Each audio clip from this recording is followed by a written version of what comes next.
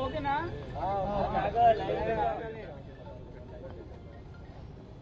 సాక్షిలోకి పెట్టిన సరిగ్గా బాగా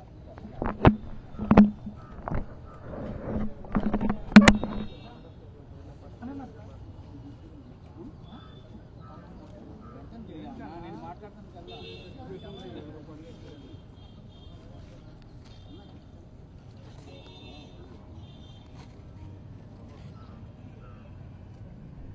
స్టార్ట్ చేయమని.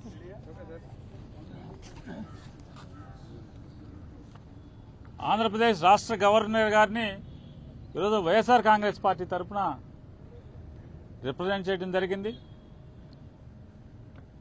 పెద్దలు రాజ్యసభ సభ్యులు సుబ్బారెడ్డి గారు, తిరుపతి ఎంపీ గురుమూర్తి గారు, అరకు ఎంపీ తనూజి గారు, దర్శి ఎమ్మెల్యే డాక్టర్ శివప్రసాద్ గారు, కేశినేని నాని గారు, అట్లాగే అరకు ఎమ్మెల్యే గారు, పాడేరు ఎమ్మెల్యే గారు, ఇంకా ఎమ్మెల్సీ రఘురాం గారు, కేశినేని నాని గారు, ఇక పెద్దలందరూ కూడా గవర్నర్ గారిని కలవచ్చడం జరిగింది.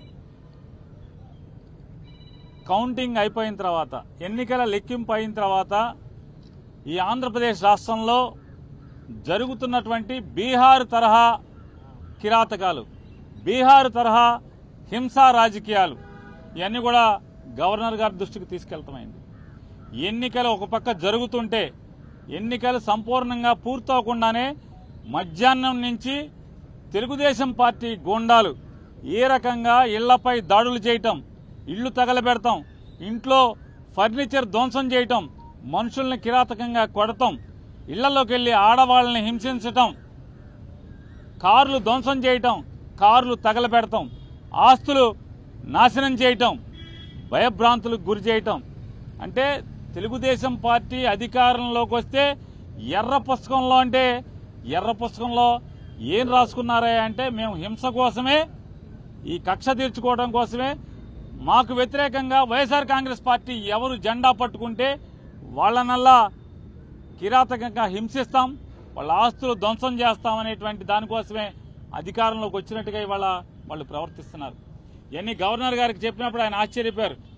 ఏంటి ఇంత కిరాతకంగా జరుగుతుంటే పోలీసు పట్టించుకోవట్లేదా అని చెప్పినారు. వాస్తవం సార్, ఇది ఒక్క ఎఫ్ఐఆర్ కూడా నమోదు కావట్లేదు. వెళ్ళి పోలీస్ కంప్లైంట్ ఇచ్చినా, ఫోటోలతో వీడియోలతో ఇచ్చినా కూడా ఆ వీడియోలన్నీ కూడా గవర్నర్ గారికి ఇవ్వడం జరిగింది. ఇంకా ఎక్కడెక్కడైతే జరుగుతున్నాయో అన్నీ చెప్పడం జరిగింది. ఆఖరికి ఈరోజు మీతో మాట్లాడటానికి వచ్చే ముందు కూడా నూజివీడులో ఒక కౌన్సిలర్ని నడి బజారులో పట్టపగలు స్టాబింగ్ చేయడం జరిగింది. కత్తులతో వెంటపడి పొడవటం జరిగింది. పోలీసు సాక్ష్యంగా, పోలీసులు ఆ పక్కన ఉన్నా కూడా పోలీసుల ముందే స్టాబింగ్ చేసిన, కత్తులతో పొడిచినా కూడా పోలీసులు ఆపిన పరిస్థితి లేదు. కనీసం కేసు పెట్టినటువంటి ఇంతవరకు కూడా దాఖలాలు కాలేదంటే గవర్నర్ గారు ఆశ్చర్యపోయి, ఖచ్చితంగా నేను డీజీపీని పిలిపిస్తాను, ఇవన్నీ కూడా గట్టిగా విచారణ చేస్తాను, మీరు అంటే మేము ఆయనకి వీడియోలతో సహా ఇవ్వడం జరిగింది, ఫోటోలతో సహా ఇవ్వడం జరిగింది. అవన్నీ కూడా ఆశ్చర్యపోయి అన్నీ కూడా మేము ఫోన్లో కూడా కొన్ని చూపించాం, వీడియోలు ఎలా ఉన్నాయో. ఇంకా మా దగ్గర చాలా వీడియోలు ఉన్నాయండి అని చెప్తే అవన్నీ కూడా మా సెక్రటరీ గారికి పంపించండి, నేను చూస్తాను, వెంటనే యాక్షన్ తీసుకుంటాను. పోలీసుని గెలిపోవటంలు అనేవి సహజంగా ఉంటాయి, కానీ ఈ రకంగా కిరాతకం, ఈ రకంగా హింసా ప్రవృత్తి, ఈ రకంగా విధ్వంస ధోరణి అనేది చేస్తే ఇంక ప్రభుత్వం ఎలా ఉన్నట్టా లేనట్టా, ఇది డెమోక్రసీ కదా అని చెప్పి ఆయన చెప్పడం జరిగింది. ఆయనకి కూడా సోదాహరణంగా వివరించాం. ఇంకా ఎక్కడెక్కడ సంఘటనలు జరుగుతున్నాయో, ఎక్కడెక్కడ అన్ని వీడియోల్ని, ఫోటోల్ని అన్ని ప్రతిదీ కూడా ఆయనకి పంపిస్తామని చెప్పాం. ఖచ్చితంగా పంపించండి, నేను యాక్షన్ తీసుకుంటాను, కంట్రోల్ చేస్తానని చెప్పని చెప్పారు. అలాగే ఆంధ్ర రాష్ట్ర ప్రజలకు కూడా తెలియజేస్తున్నాం, గవర్నర్ గారికి ఏది చెప్పామో మీకు కూడా అదే చేస్తున్నాం. ఇవాళ అంటే 4వ తారీఖు మధ్యాహ్నం నుంచి ఏ రకంగా తెలుగుదేశం పార్టీ హింస ప్రవృత్తితో చెలరేగిపోతుందో, హింసను ఏ రకంగా ఈ ఆంధ్ర రాష్ట్రం మీద ప్రజ్వలింపజేస్తున్నారో, అంటే వాళ్ళు గెలిచింది ఈ రకంగా ధ్వంసకాండ కోసమా, ఈ రకంగా హింసాకాండ కోసమా ఇవాళ ప్రజలు ఓటేసిందా చంద్రబాబు నాయుడు గారికి, కూటమికి అని చెప్పని మేము మీ ద్వారా, ప్రజల ద్వారా ఇవాళ తెలుగుదేశం పార్టీని కూటమి నాయకుల్ని హెచ్చరిస్తున్నాం. ఈ రకంగా మీరు ప్రోత్సహిస్తే ఈ సంస్కృతిని, బీహార్ సంస్కృతిని ఆంధ్ర రాష్ట్రంలో కనుక మీరు బీజం నాటితే ఎల్లకాలం మీరేం ఉండరు కదా. అంటే ఈ రాష్ట్రానికి కొత్తగా ఏం సంస్కృతి తీసుకొస్తున్నారు మీరు? అంటే ఇది అందుకోసమే జగన్మోహన్ రెడ్డి గారు కూడా ఈ ఎక్కడెక్కడైతే రాష్ట్ర వ్యాప్తంగా 26 జిల్లాల్లో హింస ప్రజ్వలిల్లుతుందో, ఈ భీకరంగా ఈ దాడులు చేస్తున్నారో, ఈ దాడుల్ని ధ్వంసకాండ రచిస్తున్నారో, వీటన్నిటిని కూడా గట్టిగా నిలువరింపజేయడం కోసం వైఎస్ఆర్ కాంగ్రెస్ పార్టీ కార్యకర్తల మీద ఎక్కడైతే దాడులు జరుగుతున్నాయో వాళ్ళందరినీ కూడా రక్షించడం కోసం పోలీసులు ఎలాగో ప్రేక్షక పాత్ర పోషిస్తున్నారు. పైన చంద్రబాబు నాయుడు కూటమి నాయకుల యొక్క ఒత్తిడి మేరకు పోలీసులు ఏ రకంగా నిర్వీర్యంగా చూస్తూ ఊరుకుంటున్నారో, తోలుబొమ్మల్లాగా చూస్తూ ఊరుకున్నారో, వీటన్నిటిని కూడా మేము కూడా మా కార్యకర్తలను కాపాడుకోవడం కోసం 26 జిల్లాల్లో మాజీ మంత్రులతో, ఎమ్మెల్యేలతో, ఎమ్మెల్సీలతో వీళ్ళందరితో కూడా 26 జిల్లాల్లో కమిటీలు ఏర్పాటు చేయడం జరుగుతుంది.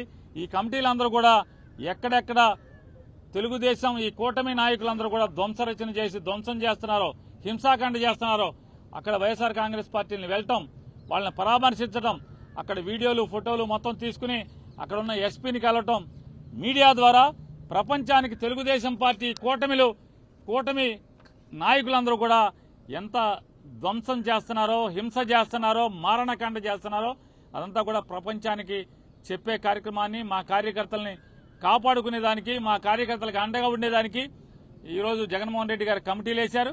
ఆ కమిటీలన్నీ కూడా రేపటి నుంచి ఆ కార్యక్రమాల్లో ఎక్కడెక్కడైతే దాడులు జరిగినాయో, దాడులు జరిగిన వెంటనే సమాచారాన్ని అందుకు వెళ్తాం. కానీ అలాగే లీగల్ టీంలన్నీ కూడా రాష్ట్ర వ్యాప్తంగా ఉన్న 26 నియోజకవర్గాల్లోని వైఎస్ఆర్ కాంగ్రెస్ పార్టీ లీగల్ టీంలన్నీ కూడా యాక్టివేట్ చేయడం జరిగింది.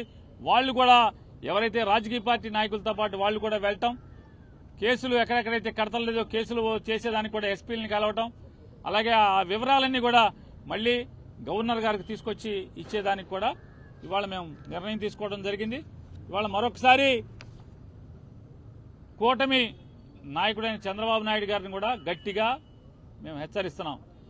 ఈ బీహార్ సంస్కృతిని లేదా ఈ వేటాడే అధికారాన్ని అడ్డం పెట్టుకుని ఈ వేటాడేటువంటి, ధ్వంసం చేసేటువంటి, ఆస్తులు తగలబెట్టేటువంటి లేదా మనుషుల్ని ప్రాణహాని చేసేటువంటి, నరికేటువంటి, కత్తులతో దాడులు చేసేటువంటి సంస్కృతిని ప్రారంభిస్తే ఖచ్చితంగా దీని పర్యవసానాలు అనుభవించాల్సి వస్తుంది భవిష్యత్తులో అని కూడా చంద్రబాబు నాయుడు గారికి హెచ్చరిక చేస్తూ ఇది మానుకోమని చెప్పని, కట్టిపెట్టమని చెప్పని, అలాగే వారిని గట్టిగా డిమాండ్ చేస్తూ పోలీసును కూడా, అధికారులను కూడా మేము డిమాండ్ చేస్తున్నాం. ఈ రకమైనటువంటి చేస్తే భవిష్యత్తులో చేయగలిగేదే ఉంటుంది. పిల్లిని గదిలో పెట్టి కొడితే పిల్లి కూడా తిరగబడుతుంది ఆత్మరక్షణ కోసం. ఖచ్చితంగా వైఎస్ఆర్ కాంగ్రెస్ పార్టీ కార్యకర్తలను కాపాడుకుంటాకి మేము కూడా తిరుగుబాటు చేయాల్సిన పరిస్థితులు వచ్చేదాకా తీసుకురాబాకండి అని చెప్పని కూడా వారికి తెలియజేసుకుంటూ, గవర్నర్ గారు గట్టిగా చెప్పారు, పోలీసుని పిలిపించి వీటన్నిటి మీద విచారణ చేయిస్తాను, ఈ ధ్వంస రచనని, ఈ హింసాకాండని కంట్రోల్ చేస్తానని చెప్పని కూడా గవర్నర్ గారు చెప్పడం జరిగింది.